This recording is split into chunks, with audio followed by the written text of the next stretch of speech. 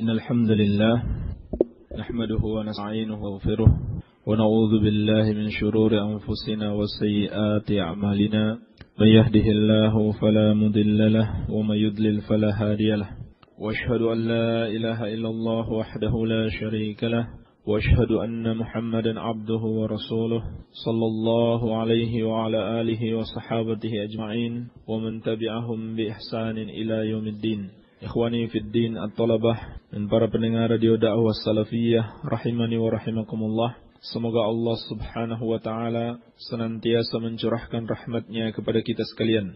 Pada kesempatan yang mulia ini insyaallah taala kita akan melanjutkan pelajaran akidah dan akhlak pada kitab Masailul Jahiliyah, yaitu perangai-perangai jahiliyah allati khalafa fiha Rasulullah sallallahu alaihi wasallam ahlal jahiliyah, yaitu sifat-sifat dan karakteristik baik itu berupa akidah maupun akhlak serta ibadah orang-orang kafir di zaman jahiliyah yang diselisihi oleh Rasulullah sallallahu alaihi wa ala alihi wasallam. Kita akan masuk pada bab yang ke-96. Qala al-muallif rahimahullah al-mas'alatu as-sadisatu wa tis'un. Permasalahan yang ke-96. Al-iftikharu biwilayatil bait, menyombongkan diri dengan penguasaan Baitullah, yakni Masjidil Haram. Fadhammahumullahu biqaulih, maka Allah Subhanahu wa taala mencerca mereka dengan firman-Nya, mustakbirina bihi samiran tahjurun. Mereka menyombongkan diri dengannya, yaitu dengan Baitullahi al-Haram, dan mereka mengucapkannya atau mereka bercerita pada waktu malam dalam rangka menolak kebenaran. Mereka mengolok-olok Rasulullah sallallahu alaihi wasallam di waktu malam untuk menolak kebenaran. Surat Al-Mu'minun ayat ke-68. Afwan, ayat ke-67. Baik. Inilah salah satu masail jahiliyah atau perangai-perangai ahlul jahiliyah dahulu, di mana di antara bentuk kesombongan mereka adalah dikarenakan mereka menguasai Baitullahi al-Haram atau Masjidil Haram, masjid yang paling mulia yang telah dibangun sejak masa Nabi Ibrahim alaihissalam. Bahkan beliau sendiri, Nabi Ibrahim alaihissalam dan anaknya Ismail adalah yang membangun Ka'bah. Yang membangun Ka'bah yang menjadi pusat umat Islam sedunia sebagai kiblat mereka untuk melakukan salat dan beribadah kepada Allah Subhanahu wa taala. Pada masa yang panjang antara para nabi, setelah Nabi Ibrahim alaihissalam, kemudian nabi-nabi setelahnya, Baitullahil Haram, Ka'bah dan Masjidil Haram itu sempat dikuasai oleh orang-orang kafir. Sempat dikuasai oleh orang-orang kafir. Jadi subhanallah, betapa dahsyatnya jahiliyah dan kekufuran di masa tersebut.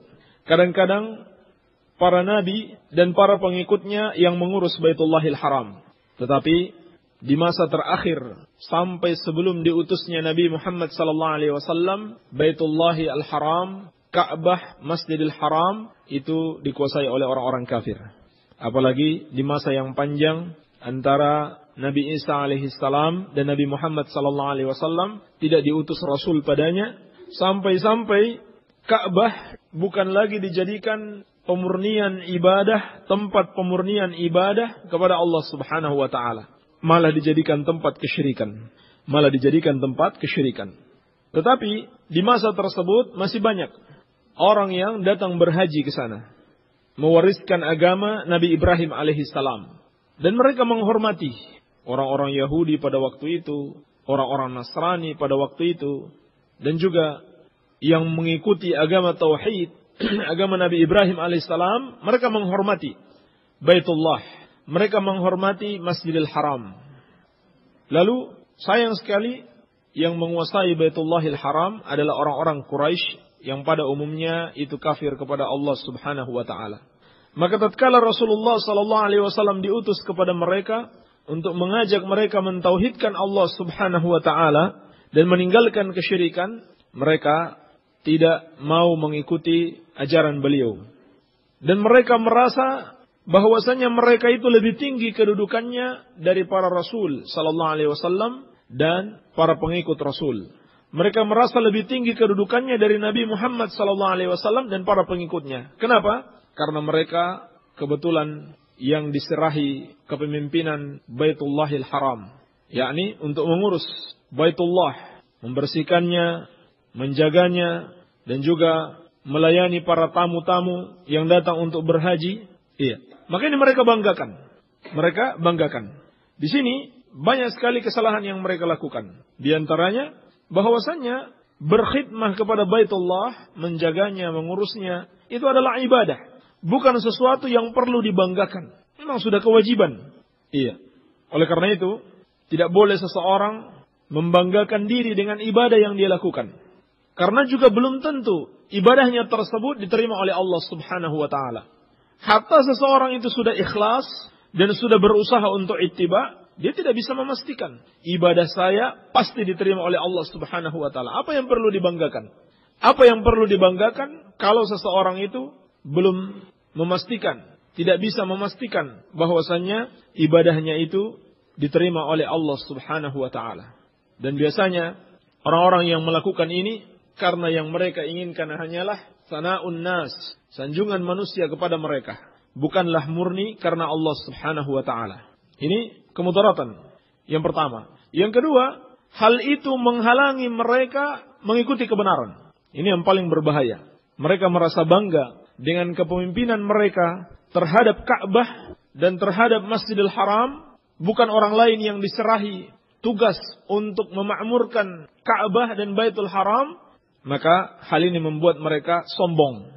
Sehingga mereka menganggap mereka lebih daripada yang lain. Mereka lebih daripada yang lain. Bahkan meskipun mereka kafir kepada Allah Subhanahu wa ta'ala. Padahal telah dimaklumi bersama, seluruh amalan yang dilakukan oleh orang-orang kafir, betapapun nilainya sangat besar, itu tidak ada nilainya sama sekali dalam pandangan Allah Subhanahu wa ta'ala. Terhapus amalannya. Oleh karena itu, Allah Subhanahu wa ta'ala mencerca mereka di dalam ayat yang lain, dalam surat At-Taubah ayat ke-19, Aja'altum siqayatal hajji wa imaratal masjidil haram kaman amana billahi wal yawmil akhir wa jahada fi sabilillah la yastawuna indallah.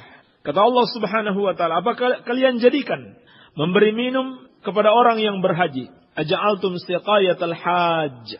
Apakah engkau jadikan memberi minum kepada orang yang berhaji dan mengurus Masjidil Haram seperti orang yang beriman kepada Allah dan hari akhir dan berjihad di jalannya? La yastawuna indallah. Mereka itu tidak sama di sisi Allah. Jadi, betapapun seorang memiliki amal saleh, dia memberikan minum kepada jamaah haji dan dia memakmurkan Masjidil Haram, akan tetapi dia tidak boleh menyombongkan. Dan amalan tersebut kalau dibandingkan dengan amalan keimanan kepada Allah dan kepada hari akhir serta berjihad di jalannya, tidak ada apa-apanya. Tidak ada apa-apanya. Terlebih mereka melakukan itu dalam keadaan mereka tidak beriman kepada Allah Subhanahu wa ta'ala. Iya. Maka tidak ada manfaatnya sama sekali.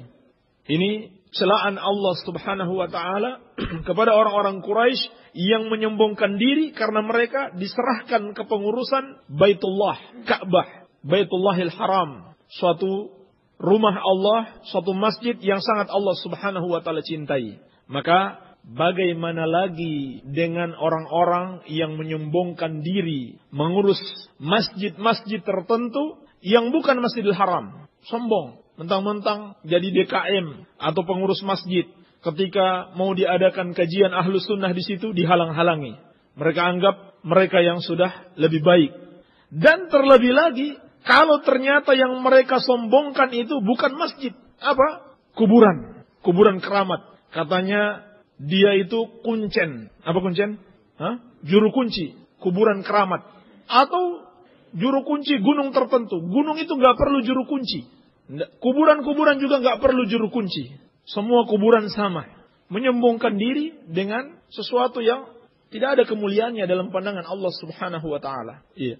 Terlebih lagi ternyata mereka jadikan kuburan-kuburan tersebut, demikian pula gunung-gunung tertentu sebagai apa? Sebagai tempat perbuatan menyekutukan Allah Subhanahu wa ta'ala. Tidak perlu ada yang namanya kuncen atau guru kunci, juru kunci untuk mengurus gunung-gunung tertentu. Allah Subhanahu wa ta'ala sudah menugaskan para malaikat. Mereka itulah yang menjaga gunung-gunung. Iya. Dan kalau seorang datang di gunung tertentu, dia tidak perlu izin kepada juru kunci tersebut. Kecuali petugas yang ditugaskan pemerintah untuk mengawasi gunung berapi misalkan aktivitasnya. Kalau ada dia mengeluarkan lahar atau mengeluarkan asap yang panas. Nah, ini jelas secara ilmiah. Tapi juru kunci apa fungsinya di situ? Iya. Pada akhirnya salah seorang juru kunci di mana? Di Merapi ternyata mati juga, terkena awan panas. Padahal katanya selama dia ada di situ tidak ada masalah dengan gunung tersebut. Ya, gunung tersebut akan tetap aman selama dia ada di situ. Ternyata dia juga mati terkena awan panas. Naudzubillah. Maka ini tidak perlu dibanggakan. Membanggakan yang seperti ini adalah perbuatan ahlul jahiliyah dahulu yang telah menghalangi mereka mengikuti kebenaran. Baik. Qala al-mu'allif rahimahullah, al-mas'alatu sabi'ah wa tis'un. Permasalahan yang ke-97. Al-iftikhar biqaunihim dzurriyyatal anbiya. Menyombongkan diri dengan keadaan mereka sebagai turunan para nabi, sebagai keturunan para nabi. Fa'atallahu biqaulihi. Maka Allah Subhanahu wa taala berfirman membantah mereka. Tilka ummatun qad khalat laha ma kasabat walakum ma kasabtum wala tus'aluna amma kanu ya'malun. Surat Al-Baqarah ayat ke-134. Inilah salah satu perangai jahiliyah dahulu. Mereka menyombongkan diri dikarenakan mereka merupakan keturunan para nabi dan rasul alaihi wassalatu wassalam. Maka Allah Subhanahu wa taala mengabarkan kepada mereka, tilka ummatun qad khalat. Para nabi dan rasul adalah umat yang telah berlalu. Laha ma kasabat. Mereka mendapatkan ganjaran sesuai amal saleh yang mereka lakukan. Artinya, mereka mendapatkan amal saleh yang mereka lakukan, bukan yang dilakukan orang lain. Walakum ma kasabtum. Adapun kalian hanya mendapatkan apa yang juga kalian amalkan. Wala tus'aluna amma kanu ya'malun. Dan kalian tidak ditanya tentang apa yang kalian tidak ditanya tentang apa yang mereka kerjakan. Maksudnya apa? Membanggakan nenek moyang, walaupun dari kalangan para nabi dan rasul, tidak ada manfaatnya sedikit pun.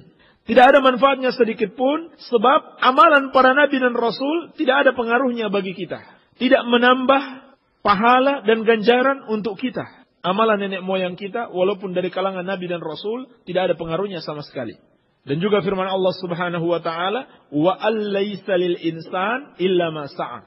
Dalam surat An-Najm ayat ke-39. Dan manusia itu tidak mendapatkan kecuali apa yang dia usahakan.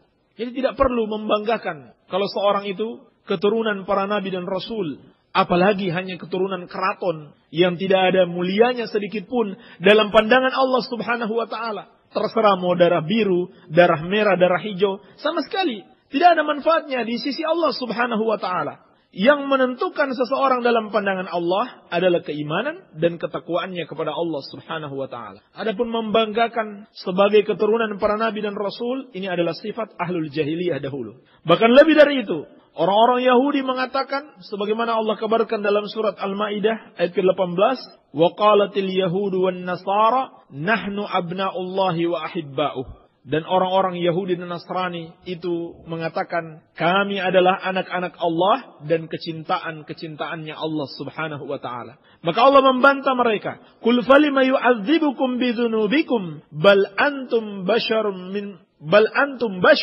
Maka kata Allah Subhanahu wa taala, katakan kepada mereka, lalu kenapa Allah mengazab kalian karena dosa-dosa kalian? Bahkan kalian hanyalah manusia biasa. Jadi siapa saja, walaupun keturunan nabi, walaupun memiliki kekerabatan dengan para nabi dan rasul, apalagi orang-orang saleh yang kedudukannya di bawah nabi dan rasul, kalau mereka melakukan dosa-dosa, maka keluarga mereka dari kalangan nabi dan rasul dan orang-orang saleh tersebut sama sekali tidak bisa menolong mereka. Sama sekali tidak menolong mereka. Oleh karena itu, Ahlus Sunnah wal Jamaah mencintai kerabat Nabi sallallahu alaihi wasallam, mencintai Ahlul Bait. Tetapi Ahlul Bait yang dimaksudkan adalah Ahlul Bait yang saleh, yang beriman kepada Allah Subhanahu wa taala, bukan yang kafir. Sehingga Nabi Ibrahim alaihissalam ketika Allah berfirman kepadanya, qala inni ja'iluka lin-nasi imama.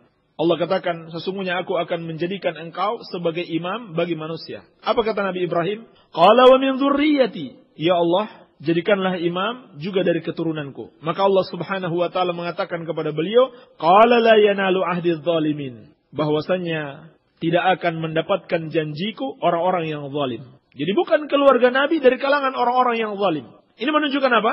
Menunjukkan dari kalangan keluarga Nabi sekalipun ada orang-orang yang zalim, ada orang-orang yang kafir, ada orang-orang yang durhaka. Jangan tertipu. Yang ngaku-ngaku Habib, ngaku-ngaku keturunan Nabi sallallahu alaihi wasallam. Jangan-jangan dia ini termasuk orang dari kalangan Nabi yang durhaka. Bahkan anaknya Nabi Nuh alaihi salam itu kafir kepada Allah Subhanahu wa taala dan tidak teranggap lagi sebagai anaknya. Jadi, meskipun secara nasab betul dia bisa buktikan bahwasanya dia Habib katanya. Ini Habib, istilah yang mereka buat untuk menunjukkan seseorang itu sebagai apa? Keturunan Nabi sallallahu alaihi wasallam. Iya, walaupun tidak ada istilah ini dari Al-Qur'an was sunnah. Walaupun dia bisa buktikan dia itu Habib, tapi ternyata dia itu pelaku syirik, dia itu pelaku bid'ah, maka terputus nasabnya dengan Rasulullah sallallahu alaihi wasallam secara syariat. Sebab di dalam Al-Qur'an, dalam surat Hud, Nabi siapa? Saleh. Atau Nabi siapa itu? Yang mengatakan, "Rabbi inna ibni min ahli wa inna wa'dakal haq." Wahai Rabbku, sesungguhnya anakku adalah dari keluargaku. Dan sesungguhnya janjimu adalah benar. Nabi siapa itu? Hud. Nabi Nuh alaihissalam. Ketika beliau mengajak anaknya untuk masuk ke mana? Ke perahunya agar selamat dari azab Allah, dia tidak mau. Dia kafir kepada Allah dan Rasulnya. Maka Nabi Nuh alaihissalam berdoa kepada Allah, Rabbi inna ibni min ahli wa inna wa'dakal haq wa anta ahkamul hakimin. Wahai Rabbku, sesungguhnya anakku dari keturunanku, dari keluargaku. Dan sesungguhnya janjimu adalah benar dan engkau adalah sebaik-baik yang memberikan hukum. Qala ya Nuh. Ya Nabi Nuh ini jelas. Qala ya Nuh. Maka Allah berfirman, wahai Nuh, innahu laysa min ahlik, innahu amalun ghairu salih. Kata Allah Subhanahu wa taala, wahai Nuh, sesungguhnya dia bukan termasuk keluargamu. Coba perhatikan, anaknya sendiri. Tetapi karena amalannya ghairu salih, amalannya tidak saleh, dia kafir kepada Allah, kata Allah Subhanahu wa taala, ya Nuh, innahu laysa min ahlik. Wahai Nuh, anakmu itu bukan dari keluargamu. Jadi enggak usah ngaku-ngaku keturunan Rasulullah sallallahu alaihi wasallam kalau ternyata amalannya menyelisihi Rasulullah sallallahu alaihi wasallam. Dan ini juga menunjukkan apa? Keluarga Nabi ada yang bisa kafir. Bahkan anaknya sendiri, bahkan anak bapaknya, seperti Nabi Ibrahim alaihissalam. Apa yang dilakukan Nabi Ibrahim kepada bapaknya? Beliau berlepas diri darinya. Sebagaimana dalam surat At-Taubah ayat ke-114, Allah Subhanahu wa taala berfirman, "Wa ma kana istighfaru Ibrahim li abihi illa am mau'idatin wa'adaha iyyahu." Tidaklah Nabi Ibrahim alaihissalam meminta ampun untuk bapaknya kecuali hanya sebuah janji yang dijanjikan kepadanya. Falamma tabayyana annahu aduwwullah tabarra'a minhu. Lalu ketika menjadi jelas bagi Nabi Ibrahim alaihissalam bahwa bapaknya itu adalah musuh Allah, tabarra'a minhu. Beliau berlepas diri darinya. Sudah, kamu bukan bapak saya lagi. Ini makna berlepas diri. Berlepas diri itu artinya membenci, memusuhi, dan menyatakan tidak ada hubungan sama sekali. Ini sikap Nabi Ibrahim alaihissalam kepada bapaknya yang merupakan musuh Allah Subhanahu wa taala. Maka orang yang mengaku-ngaku keturunan Nabi sallallahu alaihi wasallam lalu dia melakukan perbuatan syirik, andaikan Nabi itu masih hidup, maka Nabi akan berlepas diri darinya dan menyatakan tidak ada hubungan antara aku dengan kamu.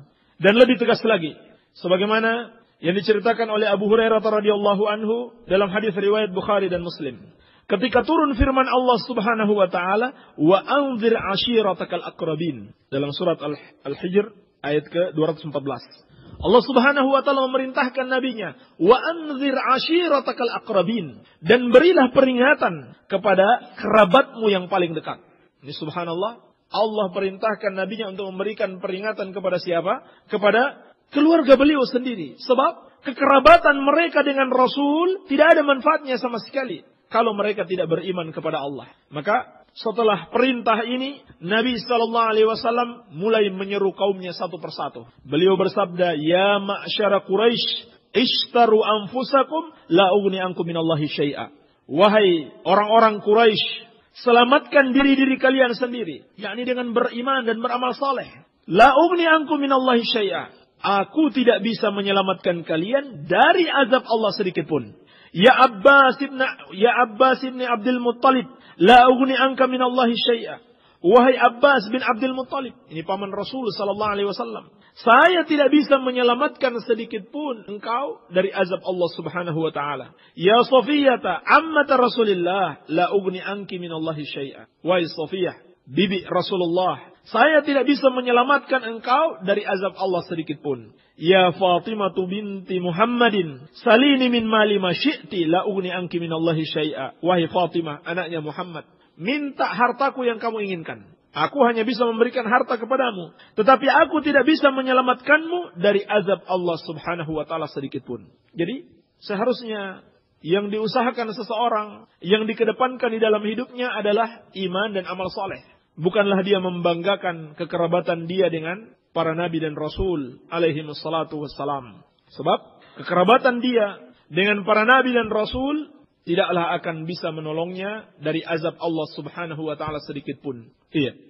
Terlebih lagi kalau seseorang membanggakan diri dengan kekerabatan dia dengan para nabi dan rasul, maka ini adalah perbuatan ahlul jahiliyah dahulu. Maka bagaimana lagi kalau seorang membanggakan diri dengan kekerabatannya bersama orang-orang yang kedudukan mereka itu lebih rendah daripada nabi dan rasul. Iya. Apalagi hanya keturunan kerajaan, keturunan keraton, keturunan pejabat, yang semua itu tidak ada nilainya sama sekali dalam pandangan Allah Subhanahu wa taala. Keturunan wali sekalipun, keturunan nabi sekalipun tidak ada manfaatnya sama sekali. Apalagi hanya keturunan yang sifatnya kebanggaan duniawi belaka. Dan Allah Subhanahu wa taala di hari kiamat telah memperingatkan bahwasanya di hari kiamat kelak, yauma la tamliku nafsun li nafsin syai'a wal amru yauma idzil lillah. Dalam surat Al-Infitar ayat ke-19. Pada hari kiamat, Allah Subhanahu wa taala mengingatkan bahwasanya hari tersebut hari ketika seorang tidak bisa memberikan kemanfaatan, dia tidak bisa menguasai dirinya sendiri sedikit pun. Segala urusan pada hari itu hanya milik Allah Subhanahu wa taala. Dan pada hari itu kata Allah, yauma yafirrul mar'u min akhihi. Seseorang itu lari dari saudaranya. Wa ummihi wa abih. Bahkan dia lari dari ibunya dan bapaknya sendiri. Wa sahibatihi wa banih. Dan dia juga lari dari istrinya dan anaknya. Likulli imri'in minhum yawma idzin sya'nu yughnih. Semua orang pada waktu itu memiliki urusan yang sudah cukup menyibukkannya. Jadi tidak lagi bisa memperhatikan orang lain. Ya. Walaupun kita memiliki keluarga orang-orang saleh, mereka tidak bisa memperhatikan kita pada hari kiamat kelak. Masing-masing sudah cukup sibuk dengan urusan dirinya sendiri. Baik. Qala al-mu'allif rahimahullah, al-mas'alatu tsaminatu wa tis'un. Permasalahan yang ke-98. Al-iftikhar bis sana'i. Membanggakan diri dengan pekerjaan-pekerjaan mereka. Dengan profesi-profesi mereka. Ka fi'li ahli rihlatain. Sebagaimana yang dilakukan oleh ahlur rihlatain, yaitu orang-orang yang melakukan safar. Di musim dingin mereka pergi ke Yaman, dan di musim panas mereka pergi ke Syam untuk berdagang. Ini profesi mereka. Ala ahlil harsi, mereka membanggakan profesi tersebut dan menyepelekan orang-orang yang profesinya sebagai petani. Iya, inilah salah satu karakteristik jahiliyah. Bangga dengan profesi mereka. Maka Allah Subhanahu wa taala tidak menginginkan adanya perbuatan seperti ini. Bangga dengan suatu profesi tertentu lalu merendahkan orang lain. Bahkan gara-gara itu mereka menolak kebenaran. Seperti umat Nabi Nuh alaihi salam, mereka katakan kepada Nabi Nuh, "Ma naraka taba'aka illa alladzina hum aradhiluna." Dalam surat Hud ayat ke-28. Kami tidak melihat yang mengikuti kamu kecuali mereka yang paling rendah di antara kami.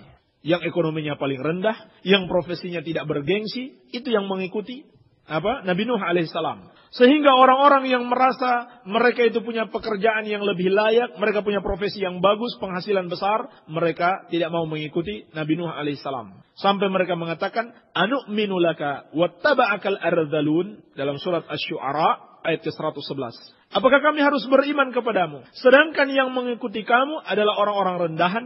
Maka inilah salah satu perangai jahiliyah dahulu. Berlanjut terus sampai di masa Nabi sallallahu alaihi wasallam. Di masa Nabi, umumnya orang-orang Arab terutama orang-orang Quraisy melakukan perdagangan. Dan mereka bangga dengan profesi tersebut. Di antara yang mereka banggakan apa? Yang Allah ceritakan dalam surat apa? Li'ila fi Quraisy. Ila fihim rihlatash shita'i was-shaif. yakni tentang kebiasaan orang-orang Quraisy. Apa kebiasaan mereka? Rihlatash shita'i was-shaif. Melakukan rihlah, perjalanan untuk berdagang di musim dingin dan musim panas. Musim dingin mereka ke Yaman dan musim panas mereka ke Syam. Ini mereka banggakan sekali. Karena memang hasilnya besar. Siapa yang melakukan profesi seperti ini di zaman itu, dia akan menjadi orang yang kaya raya. Dan mereka anggap orang yang bekerja sebagai petani atau sebagai pandai besi misalkan, atau sebagai tukang kayu, itu pekerjaan-pekerjaan yang rendah.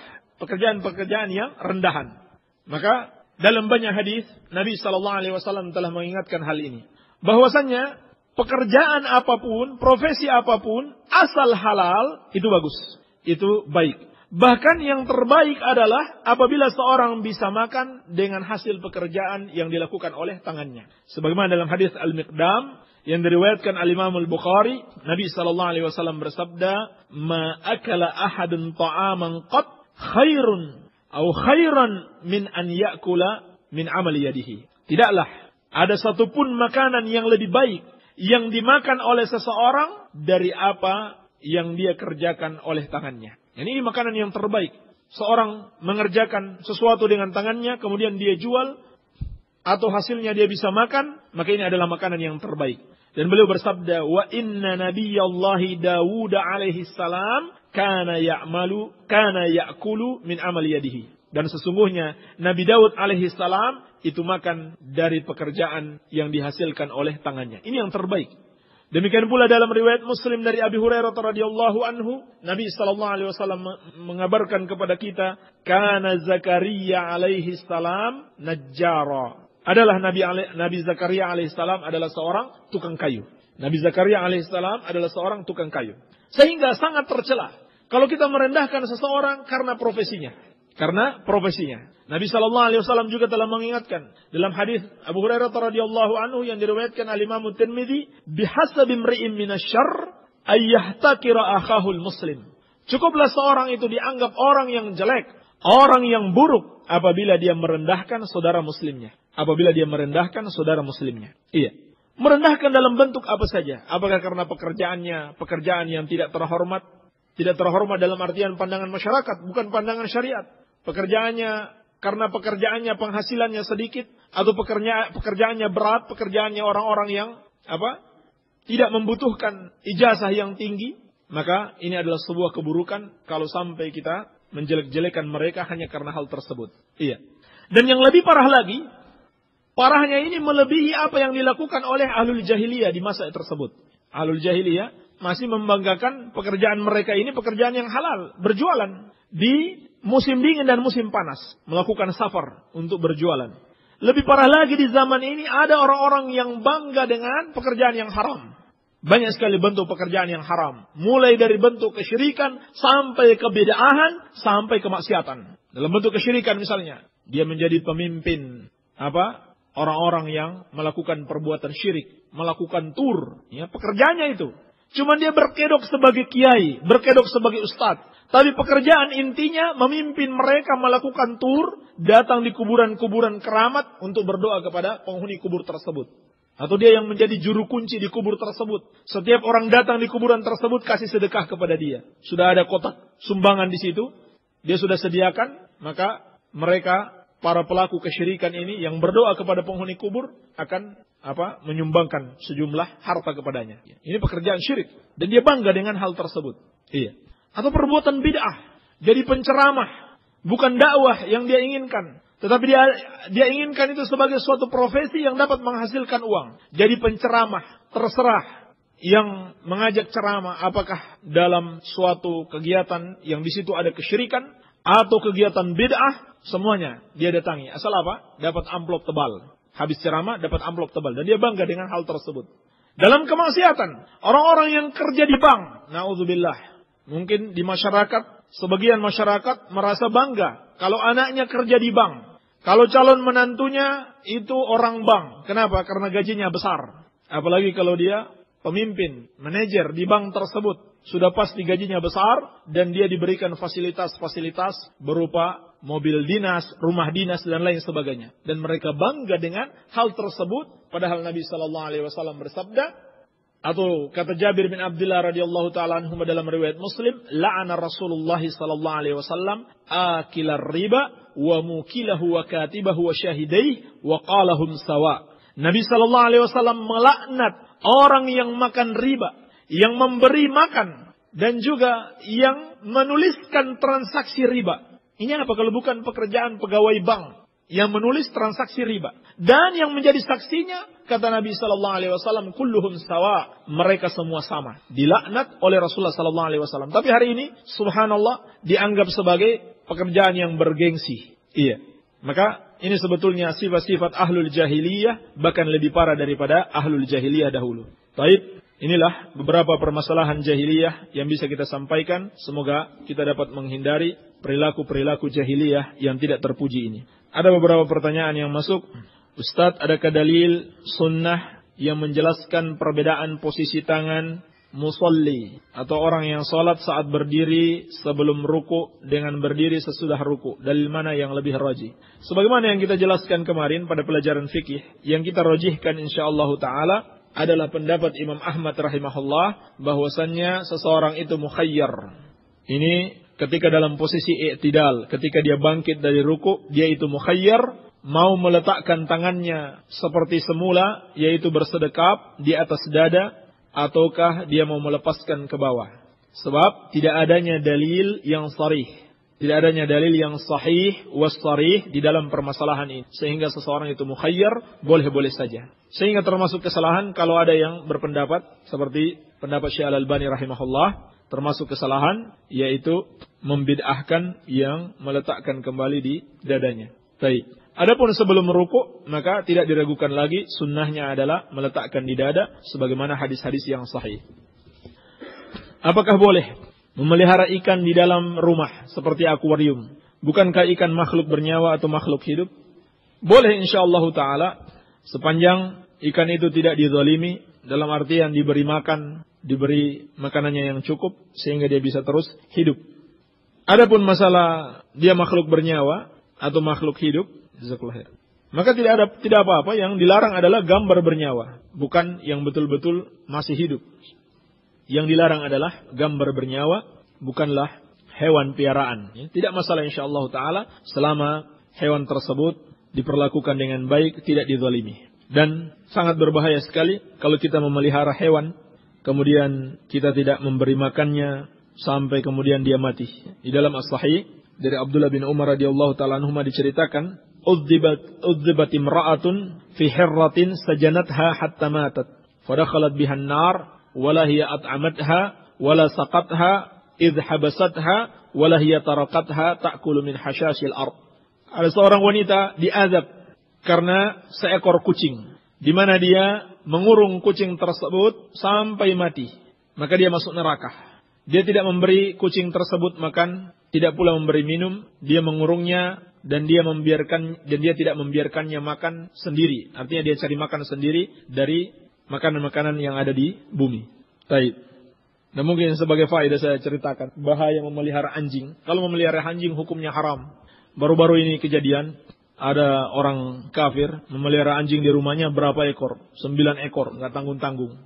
Terus anjing tersebut ditinggal sama dia karena dia pergi mudik ke kampungnya. Sampai kira-kira 1 pekan baru dia pulang. Ketika dia pulang, dia menjadi santapan anjing-anjingnya sendiri.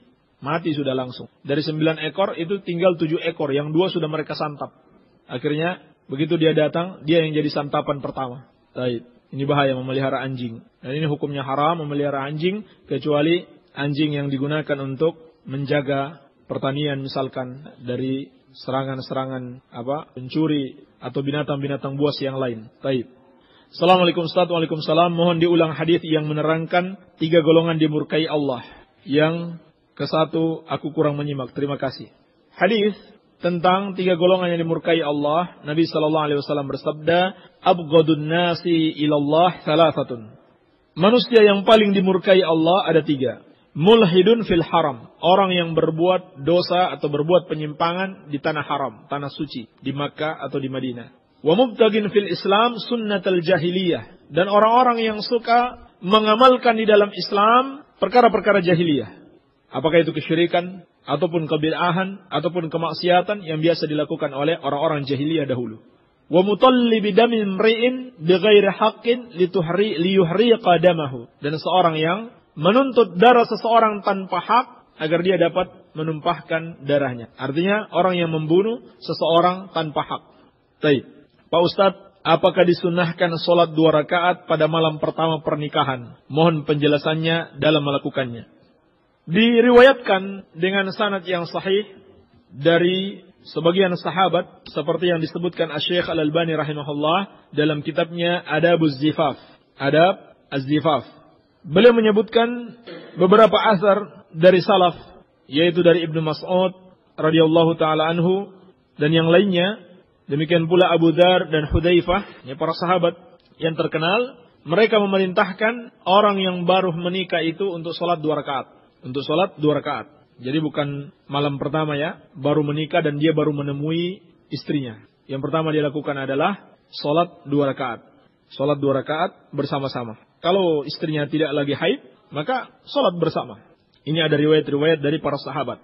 Walaupun tidak ada satupun hadis dari Nabi SAW, tetapi perbuatan sahabat dihukumi hukum marfu karena mereka tidak melakukan itu, tidak menambah suatu ibadah khusus, ibadah tertentu kecuali dari petunjuk Nabi sallallahu alaihi wasallam. Iya. Maka disunahkan untuk salat 2 rakaat bagi siapa yang baru saja menikah dan bertemu istrinya lalu dia salat bersama-sama. Baik. Assalamualaikum Ustaz. Waalaikumsalam. Bagaimana cara menyembelihnya ayam yang syar'i? Apakah kalau leher dan kepala ayamnya sampai putus terpisah itu boleh? Apakah menyebut bismillahnya pas menyembelih ataukah sesaat sebelumnya? Telah kita jelaskan dalam pelajaran hadis adab-adab menyembelih yang benar. Ringkasnya, hendaklah seorang menggunakan pisau yang tajam, kemudian dia nyamankan hewannya, lalu dia sembelih dengan minimal dia bisa memutuskan 2 uratnya, 2 urat tebal yang disebut wadjain yang ada di lehernya. Iya, ini 2 urat ini berhubung sampai ke jantungnya, sehingga kalau 2 urat ini sudah putus akan keluar seluruh darahnya. Dan sebelumnya dia ucapkan Bismillahi Allahu Akbar. Bismillahi Allahu Akbar atau minimal Bismillah. Dan dia niatkan itu untuk Allah subhanahu wa ta'ala, bukan sebagai penyembahan kepada selain Allah. Adapun bolehkah sampai kepalanya itu putus? Kebanyakan ulama berpendapat itu hukumnya makruh. Hukumnya makruh kalau kepalanya sampai putus, sebab di situ tergandung perbuatan tidak ihsan kepada hewan tersebut. Akan tetapi kalau sampai putus, kalau misalkan sampai putus baik sengaja atau tidak disengaja, sembelihannya tetap sah dan makanannya halal. Sembelihannya tetap sah dan makanannya halal. Baik. Ana rasa sebaiknya ana tanya sekarang, ana sangat bingung dengan masalah kehidupan. Ana berusaha begini dan begitu tak kunjung hasil. Bahkan ana sering berdoa belum dikabulkan. Ana takut neraka, ana takut ada kekeliruan dalam perbuatan ana. Baik. Ada permasalahan hidup yang semisal. Assalamualaikum Ustaz. Waalaikumsalam. Mohon nasihat untuk ana yang hidup di lingkungan awam dan bersuamikan orang awam. Bahkan tempat ta'lim pun tidak ada. Teman-teman yang seakidah pun tidak ana temui di sini. Pertama sekali kita nasihatkan kepada penanya di sini untuk bertakwa kepada Allah Subhanahu wa taala. Bertakwa yaitu dengan menjauhi segala larangan-larangan Allah Subhanahu wa taala dan senantiasa melaksanakan perintah-perintahnya. Dengan ketakwaan ini seluruh permasalahan insyaallah taala akan terselesaikan. Demikian pula kita nasihatkan untuk tawakal kepada Allah Subhanahu wa taala. Gantungkan harapan, gantungkan asa, gantungkan hati hanya kepada Allah Subhanahu wa taala, tidak kepada makhluk. Allah telah menjanjikan siapa yang bertakwa dan bertawakal kepadanya, maka urusan-urusan mereka akan dimudahkan dan akan diberikan jalan keluar. Wa may yattaqillaha yaj'al lahu makhraja. Dan barang siapa yang bertakwa kepada Allah, Allah akan berikan jalan keluar padanya. Wa yarzuqhu min haitsu la yahtasib. Dan Allah akan memberikan rizki kepadanya dari arah yang tidak dia sangka. Wa may yatawakkal 'ala Allah fahuwa hasbuh. Dan barang siapa yang bertawakal kepada Allah, maka cukuplah Allah baginya. Dan juga firman Allah, "Wa may yattaqillaha yaj'al lahu min amrihi yusra." Dan barang siapa yang bertakwa kepada Allah, Allah akan jadikan urusannya itu mudah. Ini kuncinya, mudah sekali. Apapun persoalan yang kita hadapi, hadapi dengan ketakwaan dan tawakal kepada Allah Subhanahu wa taala. Dan tentunya disertai dengan doa, permohonan kepada Allah Subhanahu wa taala dan usaha. Dan usaha yang paling penting adalah menuntut ilmu agama. Dengan menuntut ilmu agama kita akan tahu apa yang harus kita lakukan. Bagaimana jalan-jalan keluar yang syar'i. Demikian pula kita nasihatkan untuk bergaul dengan orang-orang saleh. Iya.